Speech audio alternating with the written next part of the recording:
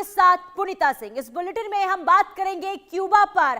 अब ट्रंप हमला करने की तैयारी कर रहे हैं और इसी से जुड़ी बड़ी खबर आपको बता दें, ट्रंप के बयान से दुनिया भर में इस वक्त खलबली देखने को मिल रही है। अब क्यूबा पर हमला करेंगे डोनाल्ड ट्रंप और ईरान युद्ध के बाद क्यूबा पर ट्रंप का फोकस रहने वाला है। ईरान युद्ध खत्म होने के बाद क्यूबा पर ध्यान देंगे, ये डोनाल्ड ट्रंप का स्टेटमेंट सामने आया है। पहले ईरान खत्म कर लें और इसके बाद बारी आएगी क्यूबा की। ट्रंप ने विदेश मंत्री रूबियो को क्यूबा ऑपरेशन की तारीफ भी की है। तो कुल मिलाकर देखिए, अमेरिका और ईरान के बीच जारी युद्ध अभी किसी निर्णायक मोड़ पर नहीं पहुंचा है, लेकिन राष्ट्रपति डोनाल्ड ट्रंप ने क्यूबा को अगले टारगेट के रूप में शामिल भी कर लिया है। व्हाइट हाउस में एक रिसेप्शन में ट्रंप ने कहा कि उनका प्राथमिक ध्यान ईरान युद्ध को खत्म करने पर है, लेकिन इसके बाद क्यूबा पर फोकस किया जाएगा। ट्रंप ने पहले ही क्यूबा पर ब्लॉक डे पर जो शुरू कर दिया है और इसी के साथ ही जो देश के ऊर्जा संकट है, इसे माना जा रहा है कि इससे बढ़ सकता है। अमेरिकी विदेश मंत्री मार्को रूबियो को उन्होंने क्यूबा पर किए गए प्रयासों की तारीफ भी की है। ये बयान अमेरिका की विदेश नीति और क्यूबा के भविष्य पर एक नया सवाल भी खड़ा करता है। क्या वाकई में अब अगला फोकस डोनाल्ड ट्रंप का क्यूबा है? क्योंकि लंबे समय से अमेरिका और क्यूबा के बीच में जो विवाद देखने को मिल रहा है, भले ही बीच में ये मामला जो है थम सा गया था, लेकिन डोनाल्ड ट्रंप के बयानों के बाद एक बार फिर से हड़कंप की स्थिति देखने को मिल रही है।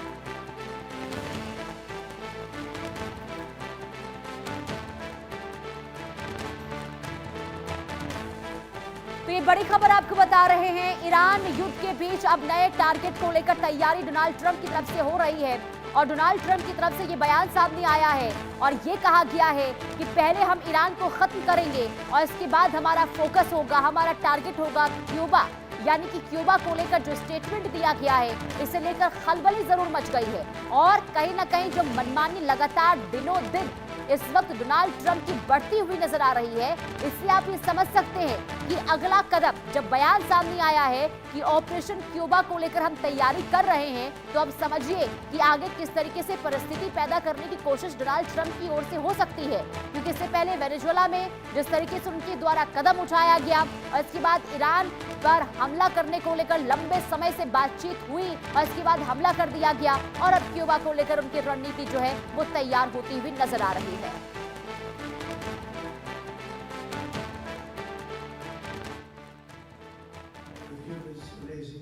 And we think that we want to finish this one first.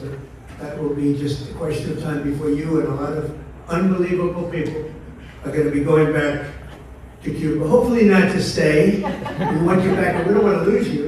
We don't want to make it so nice that they stay. But some people probably do want to stay. They love Cuba so much. I hear it all the time. That was another one that wasn't supposed to happen. Venezuela is going great.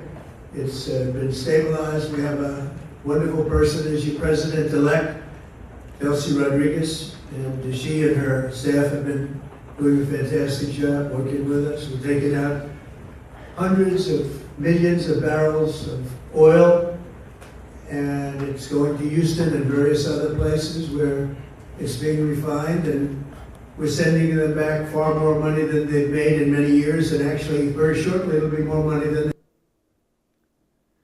तो Donald Trump के बयान को आपने सुना, लेकिन Cuba का इतिहास क्या है और इसे लेकर विवाद आखिर क्यों हो रहा है, अमेरिका की नजर क्यूबा पर क्यों है, वो हम आपको ग्राफिक्स के जरिए बताते हैं कि कैसे स्थिति ये पूरी शुरू हुई और इसके बाद आगे क्या हो सकता है। क्योंकि देखिए, अगर इतिहास की बात करते हैं तो 1959 में फिदेल कास्ट्रो ने बाइस्ता शासन को लेकर, ये पूरी डिटेल हम आपको दे रहे हैं, जब 1961 में अमेरिका ने बेतफोलो बे हमले की कोशिश की थी और क्यूबा ने इसे लेकर जो है वहां पर पूरी स्थिति खराब होती हुई नजर आई थी। 1962 में क्यूबा मिसाइल संकट, संयुक्त राज्य अमेरिका और सोवियत संघ को लेकर भी लगातार तनाव की स्थिति देखने को मिली है। 70-80 में क्यूबा ने सोवियत संघ के साथ करीबी आर्थिक स्थिति जो है वो बनाई। इसके अलावा 91 में सोवियत संघ का पतन, क्यूबा आर्थिक संकट और विशेष अवधि में प्रवेश हुआ और इसी के साथ ही 2008-2021 में राउल कास्ट्रो और फिर मिग्यूल डाउज कैनल के नेतृत्व में जो है ये पूरी स्थिति आगे बढ़ती हुई नजर आई और उसके बाद अब हालात जो है वो दिनों दिन क्यूबा को लेकर जो है वो खराब होते हुए नजर आ रहा है। लेकिन विवाद क्या है, देखिए शीत युद्ध की वजह से दोनों देशों में लगातार जो है वो विवाद बढ़ता हुआ इस वक्त नजर आ रहा है और रूस ने अमेरिका की नाक के नीचे साम्यवाद जो है वो किया और क्यूबा में साम्यवाद से लोकतांत्रिक अमेरिका का विरोध जो है वो लगातार देखने को मिल रहा है। इसके अलावा अब क्योंकि इतिहास की अगर हम बात करते हैं तो इसे यूएस की तरफ से अस्वीकार किया गया था उस वक्त जो कदम उठाया गया था, और अमेरिका की असफल सैनिक कोशिश रिश्ते में लगातार तनावपूर्ण जो है वो हालात बनते रहे हैं। क्यूबा मिसाइल संकट को लेकर सोवियत मिसाइलों को भी वहां बढ़ावा दिया गया और आर्थिक ब्लॉक डे में लंबा व्यापार और ऊर्जा जो है वो देखने को मिला है। लेकिन तेल और ऊर्जा संकट, वेनेजुला से तेल संबंधों पर अमेरिका जो है लगातार नजर बनाए हुए है और राजनीतिक दबाव, अमेरिका लगातार क्यूबा की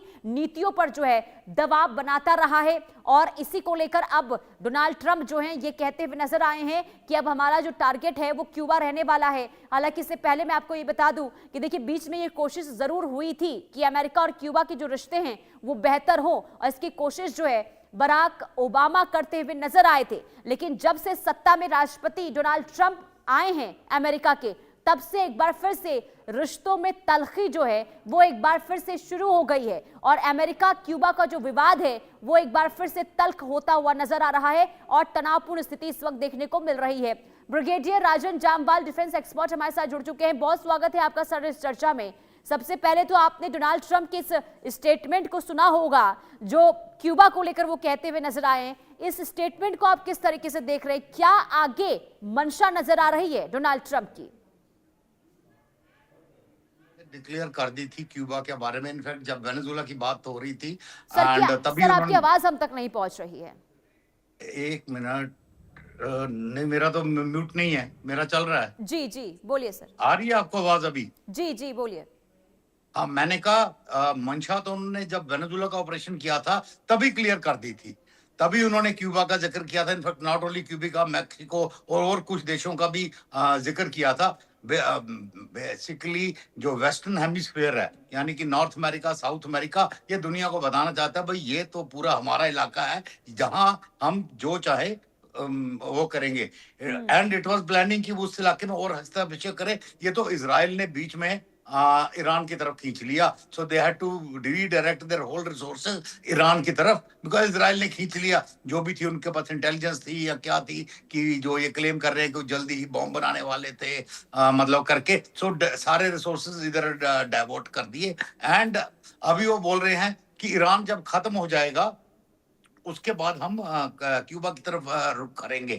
अब क्यूबा की तरफ करते हैं या मैक्सिको की तरफ करते हैं, आई मीन, पर कहीं ना कहीं दिखती। पर सबसे पहले प्रॉब्लम है ईरान युद्ध से तो निकलो, बिकॉज जिस प्रकार फंस चुके हैं ईरान युद्ध में, उसमें कोई क्विक एग्जिट की संभावना कम नजर आती है। एंड ऑफ द डे वो मतलब मिल जाएंगे, मतलब निकल पाएंगे, बट क्विक एग्जिट की संभावना थोड़ी सी कम नजर आ रही है। लेकिन राजन सर, जितने कॉन्फिडेंट नजर आ रहे हैं डोनाल्ड ट्रंप, अब उससे तो साफ नजर आ रहा है कि अमेरिका कहीं ना कहीं ईरान को खत्म कर देगा, जो लगातार अपनी मंशा जो है वो सबके सामने रख भी रहे हैं डोनाल्ड ट्रंप। और ऐसे में क्योंकि देखिए क्यूबा पर अब उनकी नजर है, लेकिन सवाल यहां पर यह बनता है कि डोनाल्ड ट्रंप आखिर क्या चाहते हैं? क्योंकि इससे पहले वेनेजुला में जो उन्होंने हालात पैदा किए, ईरान में जो हो रहा है, और इसके बाद अब कह रहे हैं कि क्यूबा में भी इसी तरीके से हालात होंगे, क्यूबा पर भी पूरी कोशिश की जाएगी कि अमेरिका का कंट्रोल हो। तो ये जो मंशा निकलकर सामने आ रही है डोनाल्ड ट्रंप की, आखिर ये क्या बताने की कोशिश कर रहे हैं?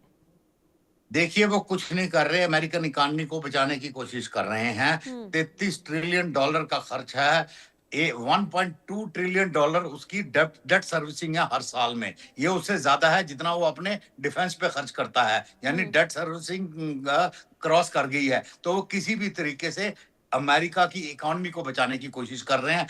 उसके लिए जरूरी है कि पूरी दुनिया में रीसेट किया जाए, क्योंकि अगर डॉलर डूब जाता है तो एक अल्टरनेट करेंसी